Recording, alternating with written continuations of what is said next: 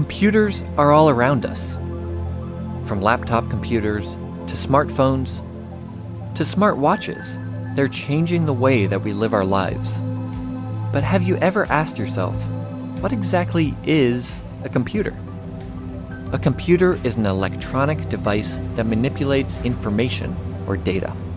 The computer sees data as ones and zeros, but it knows how to combine them into much more complex things, such as a photo, movie, website, game, and much more.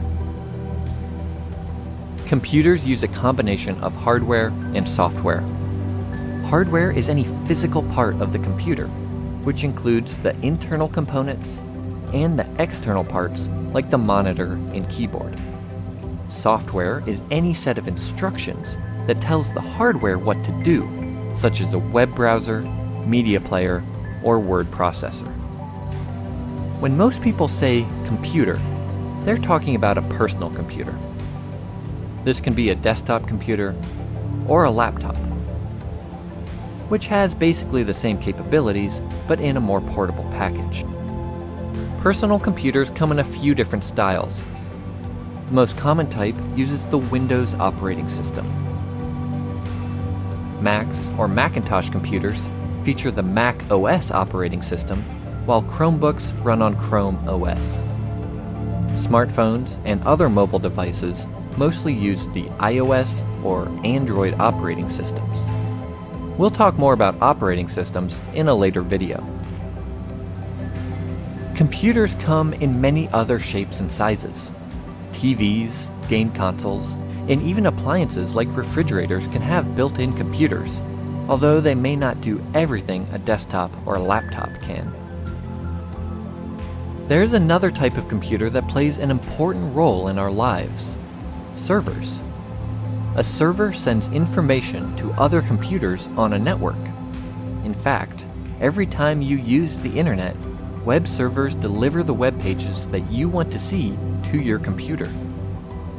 Servers are also used in many offices to store and share files. As you can see, there are many types of computers out there, and each one plays a part in our modern world.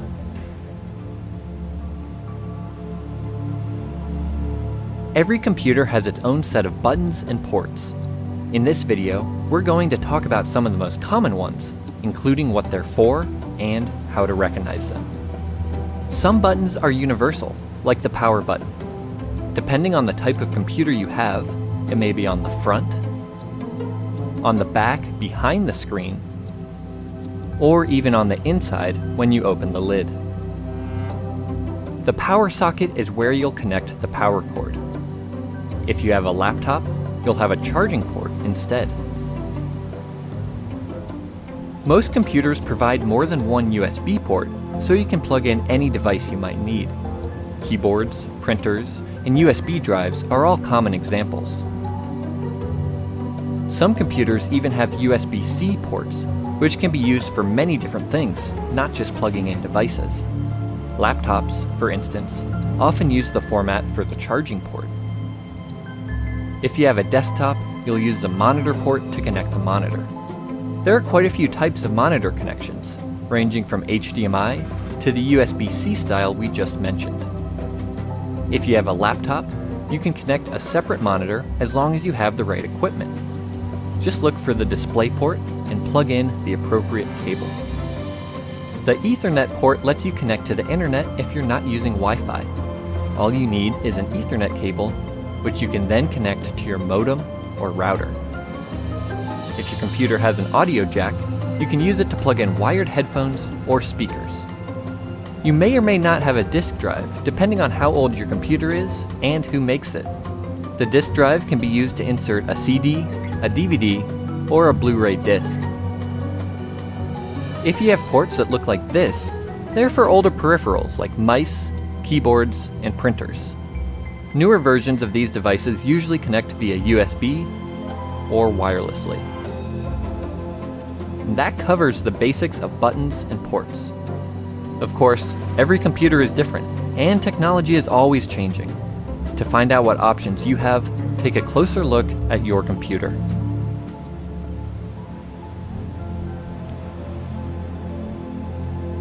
There are many different types of computers, but they all use similar parts to operate. In this video, we're going to show you what these parts are and what they're used for, starting with a standard desktop model. The computer case holds the main components of the computer. This is where the actual processing happens. Today, most cases are what we call tower cases, which means they stand up vertically, but they can also come in other shapes and sizes. To view things on your computer, you'll need a monitor. The monitor uses the video processor inside your computer case to display images, text, and other content. Most monitors have an LCD or LED display, both of which are very thin so they don't take up much space. All-in-one models are even more compact since they combine the monitor and the computer case into a single unit. To interact with your computer, you'll need a keyboard and a mouse. Keyboards come in many different styles, including wireless and ergonomic. The mouse is used to control the mouse pointer on the screen, so you can click and interact with your computer. Most mice detect movement using an optical sensor on the bottom. Underneath, you'll find a small electronic eye. Laptops combine all of these things into one. That includes the components that are normally inside the computer case, plus a built-in screen, keyboard, and touchpad. The touchpad is a small touch-sensitive area that takes the place of a traditional mouse. It lets you control the mouse pointer using a drawing motion with your finger. Laptops offer the best of both worlds when it comes to portability. You can use them on the go thanks to the built-in battery, or you can connect a separate monitor, keyboard, and mouse, effectively turning your laptop into a desktop. So those are the basic parts of any computer setup. As you can see, each part plays an important role, which you'll come to understand as you spend more and more time with your computer.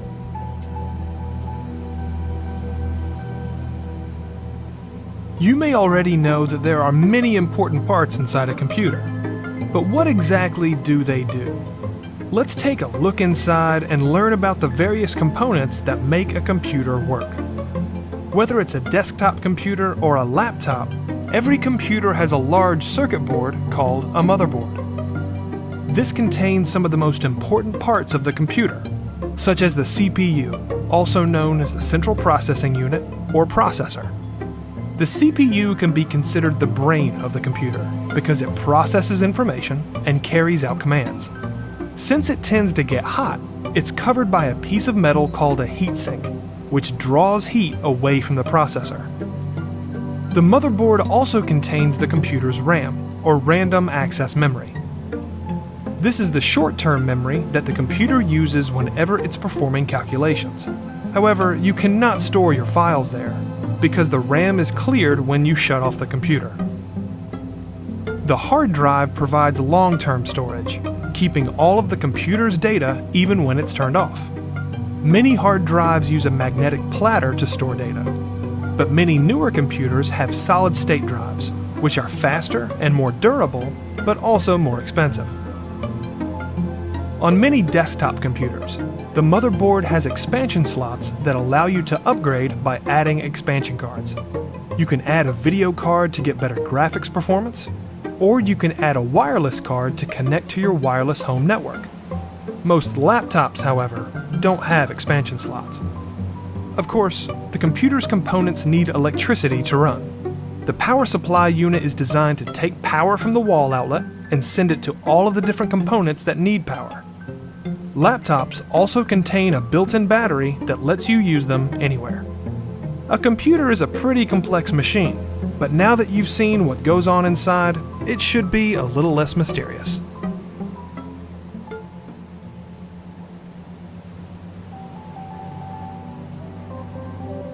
If you're thinking of buying a computer, you may have wondered, is a laptop right for me? Depending on how you plan to use it, the answer may be yes. In this video, we'll look at some of the ways that a laptop is different from a desktop to help you decide. The biggest difference is portability. Laptops have to be small and light so that you can pick them up and take them with you. Since all of the basic parts are built in, setting up a laptop is as easy as opening it. The downside is that the monitor is usually smaller than a desktop monitor, so you'll have less screen space. Another important difference is that laptops use a battery. The battery can provide power to the laptop when you're on the go, and it will recharge whenever it's plugged in. An added benefit of having a battery is if the power goes out, the battery can work as a backup power source. Instead of a mouse, laptops usually have a built-in touchpad, also known as a trackpad.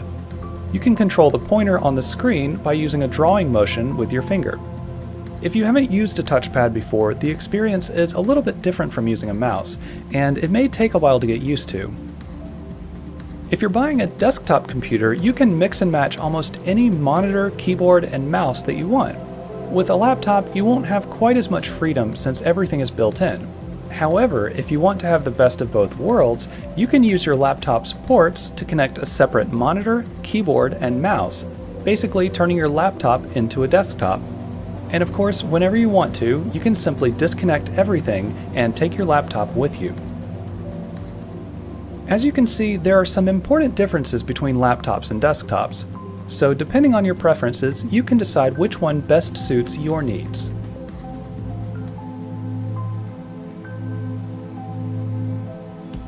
Did you know that you and your computer speak different languages? It doesn't speak Spanish, or Swedish, or Chinese. It speaks in ones and zeros. You can't communicate directly with your computer, but that's where your operating system comes in. The operating system, or OS, is the program that lets you interact with your computer. Together, the operating system and computer hardware form a complete system that determines what your computer can do.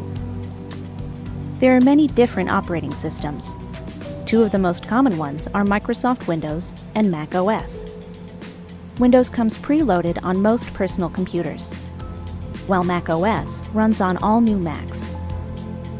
Operating systems aren't just for desktop and laptop computers.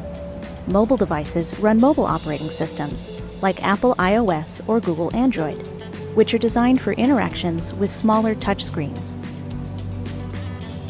Before downloading a new program or application, be aware that it may not be available for your operating system. Some applications work on all devices, while others only work on certain ones. So get to know your operating system to see how it works and what it can do.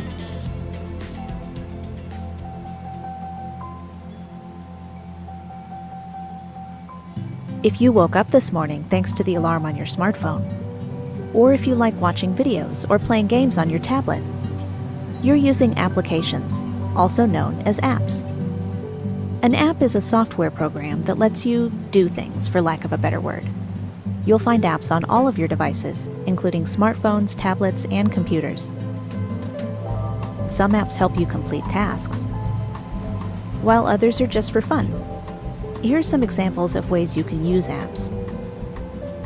Mobile apps are apps that run on your smartphone or tablet. They can make many things in life more convenient. For instance, if you're looking for a place to buy coffee, an app like Google Maps can determine your current location and then recommend nearby coffee shops. Apps aren't just for mobile devices, though. The programs and applications on your computer can also be considered apps. If you've ever used Microsoft Word to create a document, or a web browser to visit a website or check your email, guess what? You've used an app.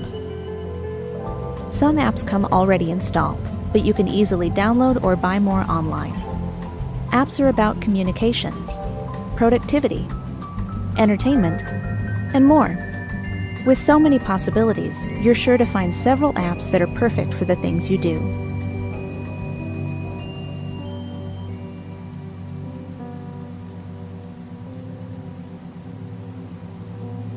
Are you having trouble putting your computer together? Are you feeling overwhelmed? Don't worry. Take a deep breath. We're going to show you, step by step, how to set up a desktop computer. First, unpack everything from the box and remove any plastic covering or protective tape. Think about where you want your workspace to go and how you want to arrange the different components before you start plugging things in. Next, let's connect the monitor. If you have an all-in-one computer where everything is built in, for example, an iMac, you can skip this step. Otherwise, locate your monitor cable. Newer monitors often use HDMI or USB-C connections, while older monitors may use VGA, DVI, or another type of connection. It just depends. Now find the monitor port on the back of your computer case and plug the cable in. Most cables are designed to fit a certain way, so if it's not working, don't force it.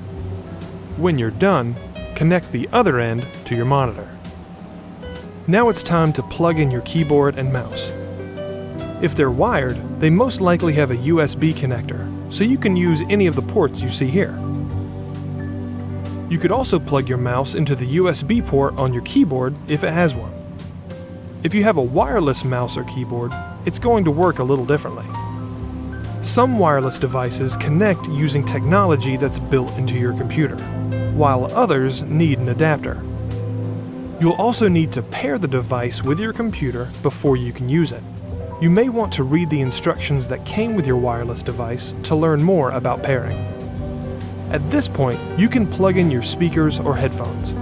If it uses a typical audio plug, look for the green audio port on the front or back of your computer case.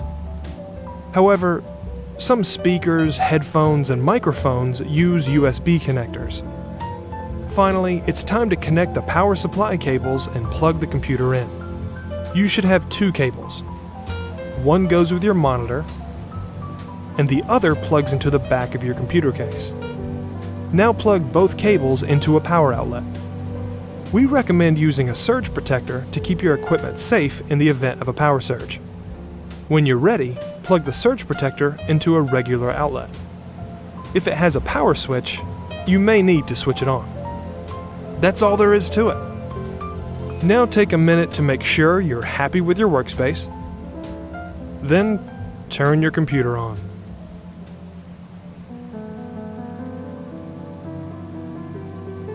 There are lots of reasons to set up a home internet connection. For example, you'll have access to email, news, shopping, TV shows, and much more. And once you have a working internet connection, you can create a wireless home network, which will let your whole family connect their computers, smartphones, and other internet-ready devices. Let's look at a few different types of internet connections that you can have. Dial-up connects to your phone line. It's usually much slower than other types of internet connections, but in some areas it may be the only option available. Generally, DSL and cable are better options.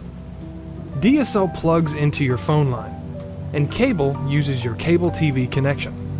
These are both known as broadband internet connections because they offer much faster speeds than dial-up. This makes it easier to watch videos, play games, or browse the web.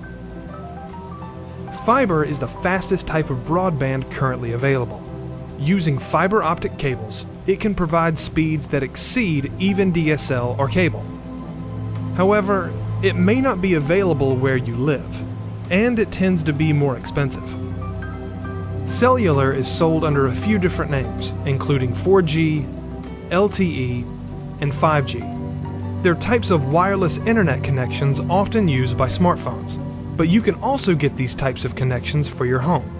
Depending on where you live, a cellular connection may be a good broadband alternative. No matter what kind of internet service you choose, you'll need to purchase it from an internet service provider, or ISP. Chances are you can buy internet service from your phone or cable company, or you may want to shop around for a better price.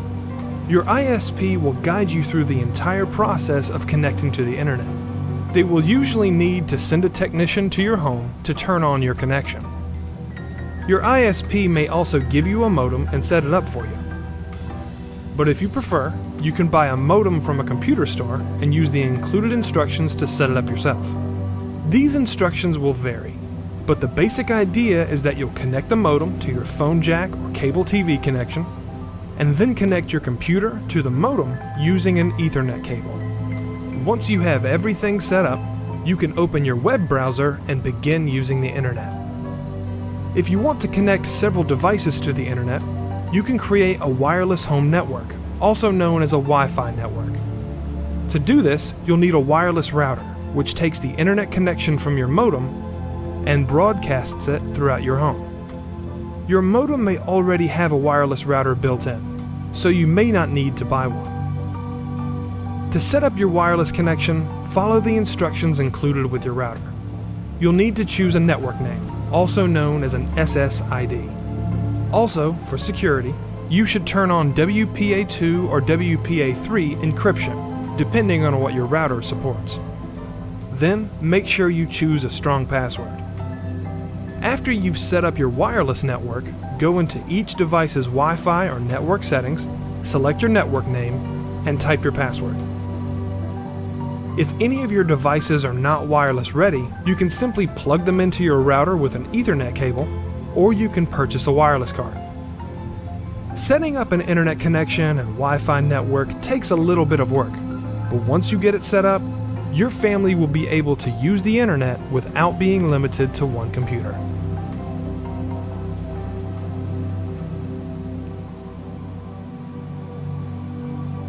So you're at your computer working on some important files. Suddenly, a meteorite bursts through the window and flattens the computer. But as you stare into the crater, you smile and think, at least my photos, music, and important documents are stored online in the cloud. When something is stored in the cloud, that means it's saved on internet servers instead of on your computer. It's like having an extra hard drive you can access anytime you're connected to the internet. You can access your files anywhere by using cloud-based apps. Some run inside your computer's web browser. These are called web apps. And some of them can also be installed on your mobile device. For instance, Google Docs is a cloud-based app that you may already use. It's free, and it allows you to view, create, and edit many types of projects. You can access Google Docs from almost any device with an internet connection. Since you only need a connected device to access the cloud, you can take your files wherever you like. You can take a photo on your smartphone and upload it to a cloud-based photo storage service like Google Photos or Dropbox. Then you can access that photo on any of your other devices like your computer or TV. You can even work on a document when you're far away from your desk and share it with anyone you want, instantly. Storing files in the cloud is a great way to protect them from accidents, viruses, and more. You can use cloud-based storage services like iDrive or Backblaze to back up the contents of your computer. These services run continually and back up automatically. This way, you will always have the most recent versions of your files stored in secure online servers. If something bad happens to your device, you can easily transfer your backup files from the cloud to another device. Whether you're backing up photos and music that you love, or using a file on the go, the cloud has a lot to offer. Plus, when your files are stored in the cloud, you won't need to worry about losing them to a computer malfunction or a rogue meteorite.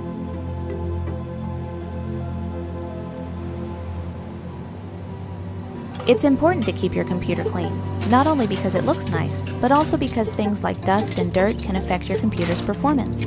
But there's a right way and a wrong way to do it. Here's the right way to clean your computer case, monitor, mouse, and keyboard. First, always turn off or unplug the item before you clean it, just to be safe. If it has a PS2 connector like this, make sure the computer is shut down, both when you unplug the cable and when you plug it back in. To clean your keyboard, turn it upside down and gently shake it to remove any dust, dirt, or crumbs. It's not uncommon for stuff to get stuck inside, which can affect the way your keyboard works. You can also use a can of compressed air to really get between the keys. To clean the surface, use a cotton cloth or paper towel that's moistened with rubbing alcohol. Never actually pour alcohol or any other liquid on your keyboard. If you spill something by accident, don't panic. Shut your computer down immediately, then disconnect the keyboard and turn it upside down so the liquid can drain. If the liquid is sticky, you can rinse your keyboard under running water just like this, turned to the side. Then let it drain upside down for 2 days before reconnecting it. It may not be repairable at this point, but it's worth a try. The best way to avoid this is to keep drinks away from the computer area altogether. Next, take a look at your mouse. If you have an optical mouse, good news. These don't require much cleaning at all because they don't have any moving parts. Just keep an eye on the light emitter underneath. If something gets stuck here, even a piece of dust, it can keep your mouse from working smoothly. To clean a mechanical mouse, again, make sure it's unplugged. Then remove the tracking ball by turning the ring counterclockwise. It should pop right out. Use a cotton cloth or paper towel to wipe it with a little rubbing alcohol. You can wipe the inside of the mouse too. Make sure all the parts are dry before you put them back together. Here's an easy tip. You can give your mouse a quick cleaning by rubbing it back and forth on a clean white sheet of paper. Sometimes this is enough to remove the dust and dirt that can get stuck underneath. Your monitor is going to be even easier to clean, but there are a few things to keep in mind. Never spray the screen directly with water, cleaner, or any other kind of liquid. It can leak into the monitor and damage the components inside. Never use glass cleaner like Windex. This can damage your screen if it has an anti-glare coating. The safest method is to unplug the monitor, then wipe it with a soft cloth moistened with water. You should also give some thought to cleaning other parts of your workspace, like the back of your monitor and your computer case. These areas can get pretty dusty if you're not careful. A lint-free cloth, sometimes called a microfiber cloth, is great for wiping the casings. If you see a lot of buildup in the ventilation fans, you can use a can of compressed air to clean them out. Never use furniture cleaner or strong solvents on any of these surfaces. Instead, take your cloth or even a paper towel and spray it with glass cleaner. Now wipe the case and monitor housing, but not the monitor screen, in a downward motion. You can make your own solution using ammonia diluted with water. The milder the better. One more thing you can do to make sure your computer stays physically healthy is to watch the airflow around the case. That means no books, no stacks of paper, nothing that might block the fans in the back, which are designed to keep your computer from overheating. In fact, if you have a desk with a compartment for the case, you may want to position the case a little towards the front or leave the compartment open if it has a door. Both of these steps will help your computer stay cool.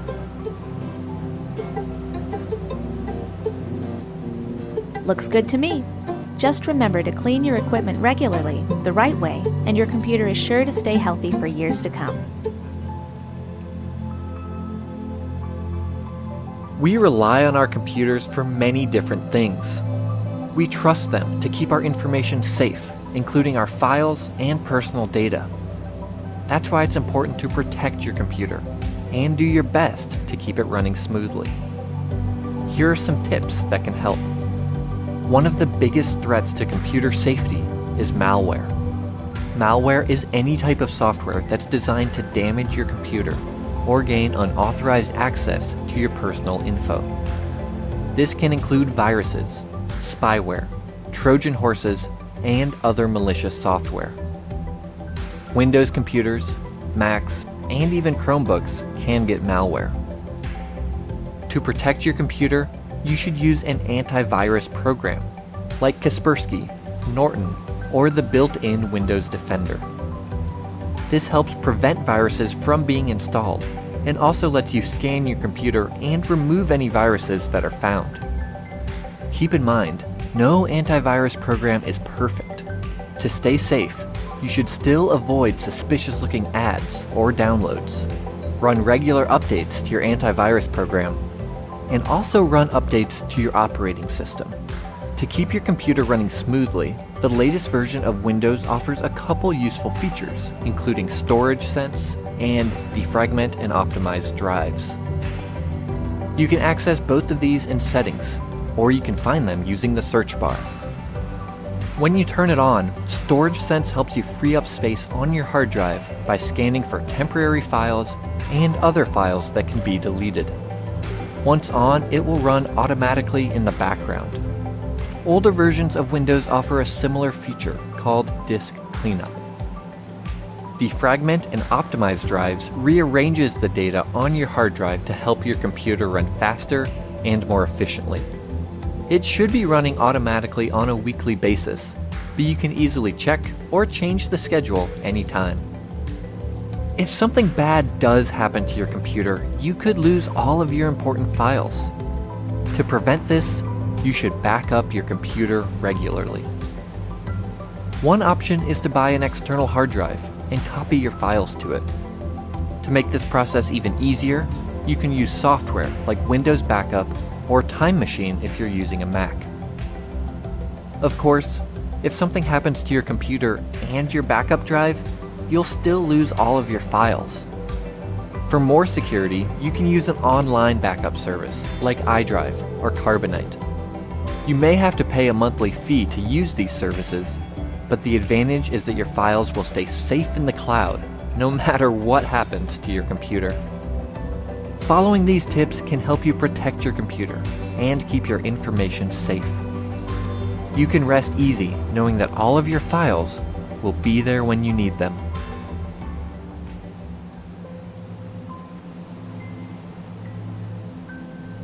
Does staring at the computer for hours make you feel tired? Do you suffer from frequent aches and pains? Looks like you could use some help with ergonomics. Ergonomics is a big subject, but basically it's about you and the things that you can do to make your workspace more comfortable. As strange as it sounds, sitting at a desk all day is actually very hard on your body. But if you arrange your workspace with ergonomics in mind, you can avoid things like eye strain and neck and back pain. Here are some tips to help you stay safe, comfortable, and productive all day long. Keyboard position is important. When you're typing, your wrist should be straight and relaxed to avoid any strain. If you do start to feel any wrist pain, you might want to look into certain products that can give you extra support. For example, an ergonomic keyboard. Next, raise and lower your chair so that your wrists are in the correct position. If your feet no longer reach the floor, you can find a footrest. When you're in your chair, you should be sitting in a natural, comfortable position. Try to avoid hunching or sitting too straight. Many office chairs are adjustable and designed to give you extra support in places where you need it, like the lower back. Take the time to learn how your chair works. Your monitor should be a comfortable distance away from your eyes, somewhere between 20 to 40 inches, or about an arm's length. The top of the screen should be about eye level, but this may vary depending on the size of the monitor. If you are working from a laptop, consider purchasing an external mouse and keyboard. That way, you can still place your screen at the proper distance and height while still being able to type comfortably. Adjust the screen brightness on your monitor so that it matches your surroundings. If you're looking at your screen and it feels like you're looking into a bright light, it's too bright. If it looks dark and murky, it's too dim. Some monitors also allow you to change the color so that the screen emits less blue light. This feature might be called night mode or night shift, and some people find that it greatly reduces eye strain. Another way to avoid strain and fatigue is to take frequent breaks. For example, look away from your monitor every once in a while. 20-20-20 is a good rule to follow. Every 20 minutes, focus your eyes on an object 20 feet away for 20 seconds. You can even download apps that'll remind you when it's time to take a break. It's also important to get up and move every hour or so. Walk around, have a snack, whatever it takes to avoid sitting in the same position for too long. Even if you work at a standing desk, it's still important to move every now and then. Clutter is another common problem, and it can lead to strain or injury if you're not careful. In some cases, like loose power cords, it can even be a tripping hazard. If you have paperwork or supplies that can be put away, it's best to store them somewhere else instead of leaving them on your desk. Let's review. Sitting at a desk all day is surprisingly hard work, but a little attention to ergonomics will help you stay safe, comfortable, and productive all day long.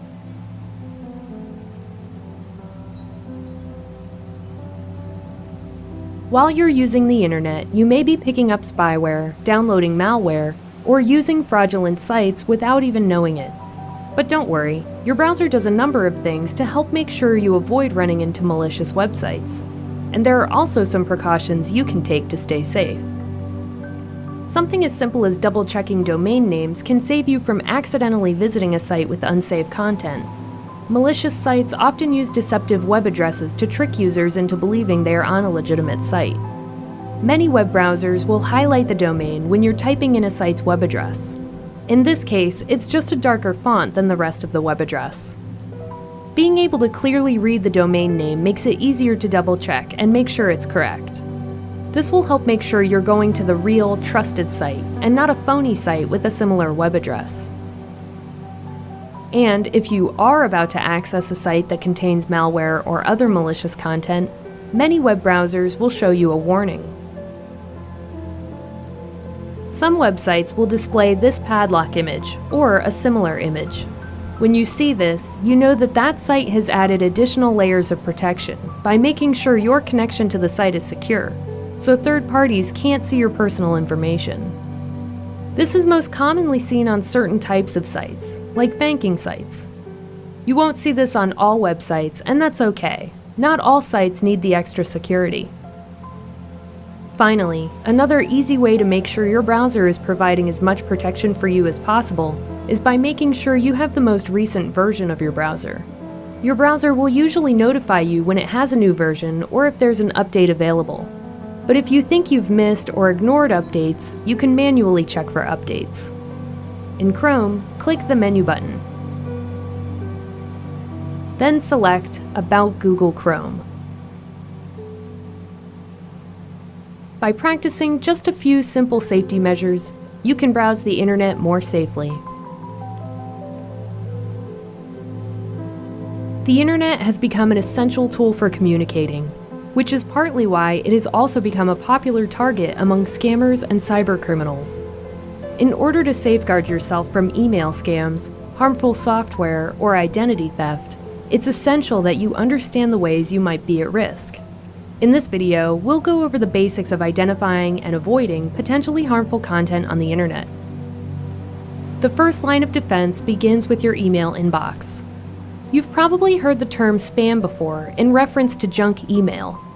Spammers can send an email to thousands of people at the same time, and they can do so anonymously, making anti-spam laws hard to enforce. So it's important to be cautious when it comes to opening emails. Fortunately though, many email services now provide customizable features to help you protect your inbox. For example, the ability to turn off email images. Spam contains images that senders can track. When you open the email, the images load, and the spammer will be able to tell if your email works, possibly resulting in more spam. If you're using Gmail like I am, you can turn off email images by clicking the gear icon and then selecting Settings from the drop-down menu. Choose Ask before displaying external images.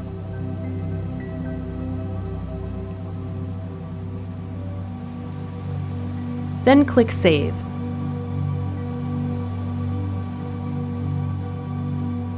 Now if I get an email with images, Gmail will ask if I want the images to be displayed. Most email services also check to see if incoming messages are spam.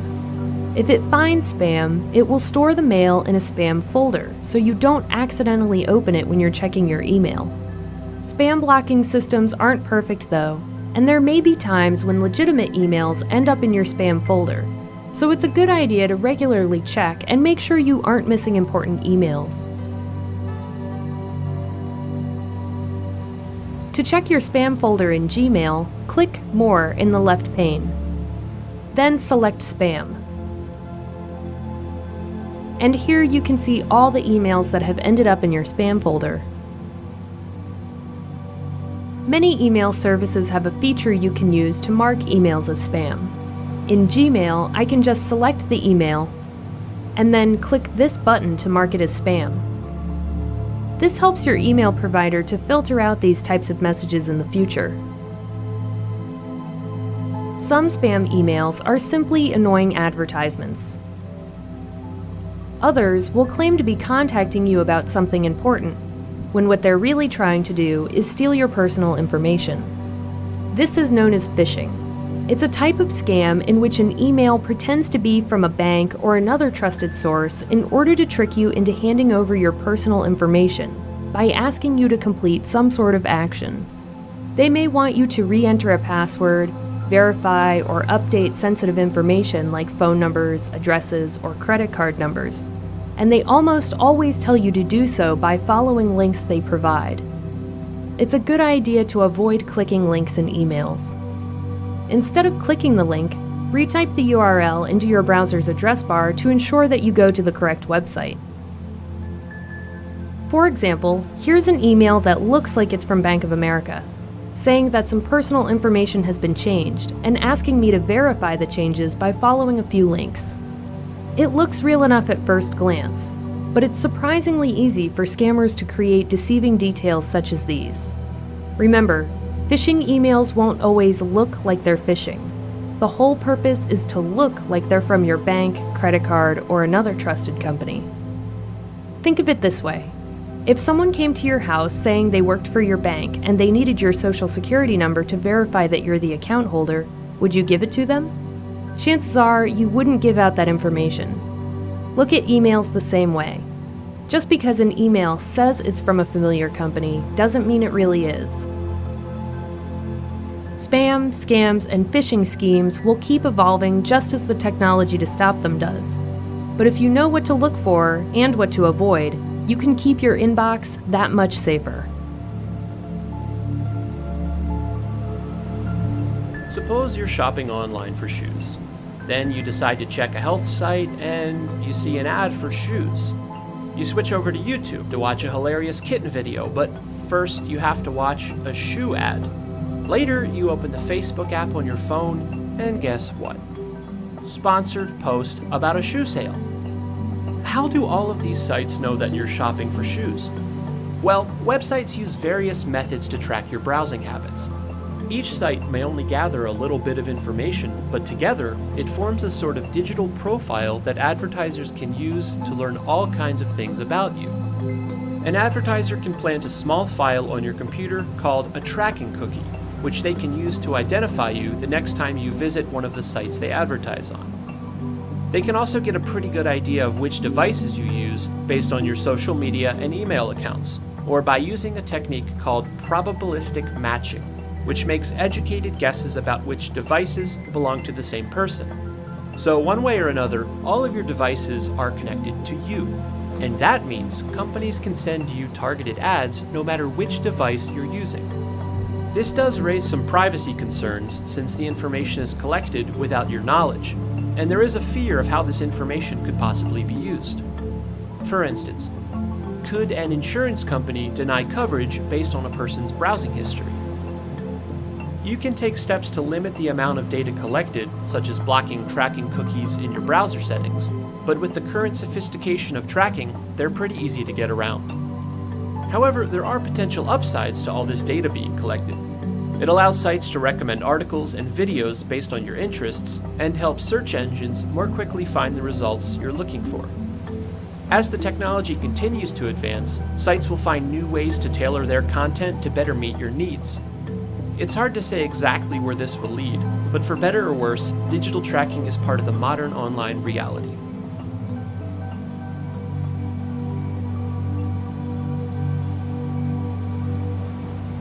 If you're just getting started with Windows, learning how to navigate the interface is a great place to start. Let's take a look at the desktop, which is the screen you see here. It includes a desktop background, also known as your wallpaper, and the taskbar at the bottom of the screen. The taskbar is where you'll find shortcuts to some of the applications on your computer, as well as the Start button. In most versions of Windows, you can click the Start button to see a list of applications, files, and settings. But if you're using Windows 8, you can click the Start button to return to the Start screen. The taskbar is also where you'll find File Explorer, which allows you to view and open files and folders. For now, I'm going to close the window by clicking the X. Let's check out more features on the desktop instead. The desktop is the main workspace for your computer. To open a program, file, or folder, just double-click the icon. Each time you want to open something, it will appear in a new window. You have the ability to move windows by clicking and dragging the top of the window. When you're done, just release the mouse. If you have more than one window open at a time, you can quickly switch between them by clicking the icon for that window on the taskbar. Almost all windows allow you to maximize the window so that it fills the entire screen. Just click the button here. Click the button again to return the window to its original size. When you're finished, closing the window is easy. Just click the X. That covers the basics. Now that you know your way around Windows, you can start taking advantage of everything it has to offer.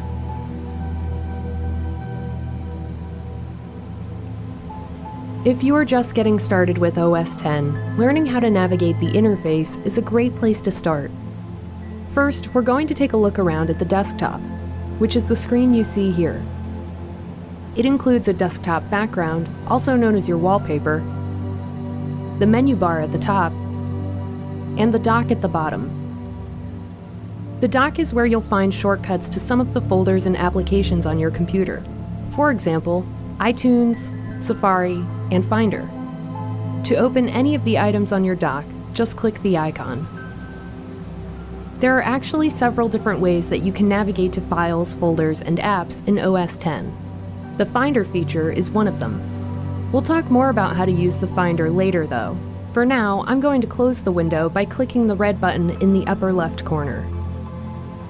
Let's check out Launchpad instead, which you can also find on your dock. As you can see, Launchpad gives you access to all of your applications at once, making it easier to find and access the programs on your computer. To open a program, click the one you want.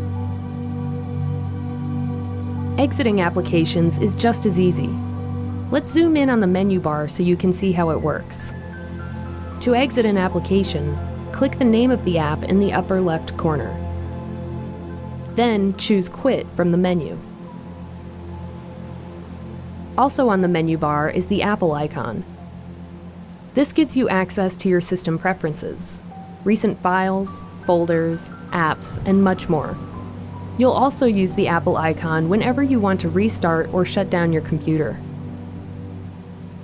On the right side of the menu bar, you'll find an icon that looks like a magnifying glass.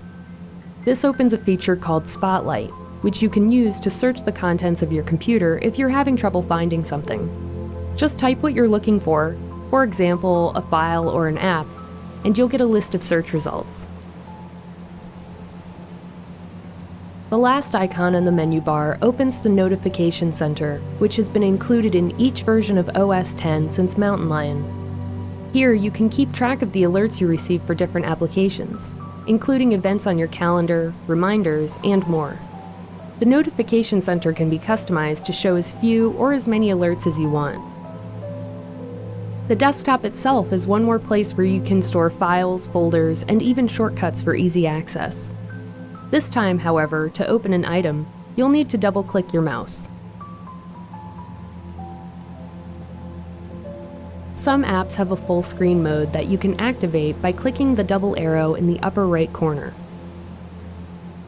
This causes the window to expand, so you can focus on the application without any other distractions.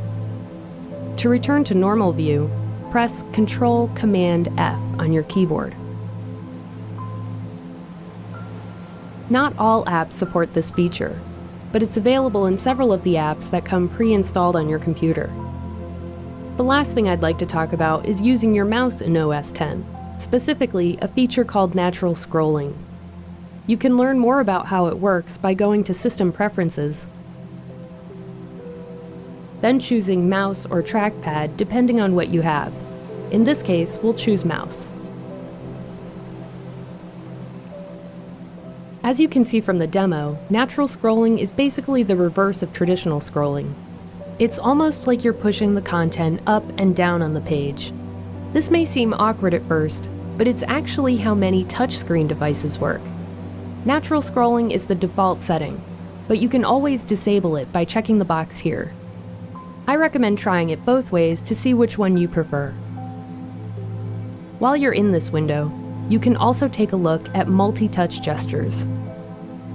For example, here's one that lets you go back and forth between pages using a simple swipe. OS X supports many different types of gestures, including pinches, taps, and double taps, depending on what your mouse or trackpad is capable of. Each gesture performs a specific task.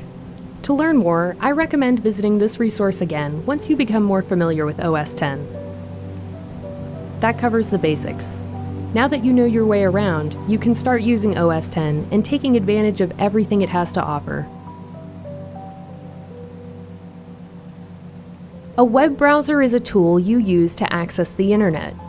In order to make the most out of the internet, it's important to understand the basics of using a web browser. There are many different web browsers, including Chrome, Safari, Firefox, and Internet Explorer. All of them allow you to view websites, but they each have a different look and feel, so picking one will depend mostly on your personal preference. Right now, I'm using Chrome. When you open your browser, at the top of the window, you'll see the address bar. This is where you'll type the web address of the page that you want to visit. If you've been to a website before, your browser may suggest it, or even automatically complete the address for you. If you see the address you're looking for in the suggestions, you can just click it, or press enter when you're done typing. Most of the time, you're going to go from one page to another by clicking on links. To go back to the page you were just on, you can click the back button. To return to the first page, click the forward button. If you see a link that you want to click, but you don't want to navigate away from the page that you're on, you can open the link in a new tab. Just right-click the link and select Open in New Tab. This opens the page behind the current page, so it doesn't take you away from the original site. You can also create a new tab by clicking here, and then typing in the address or name of any site you want to visit. To close a tab, just click the X. If you're on a website that you know you'll want to visit again later, or a website that you go to frequently, you can bookmark it. Most browsers have a button right next to the address bar that lets you easily bookmark any site.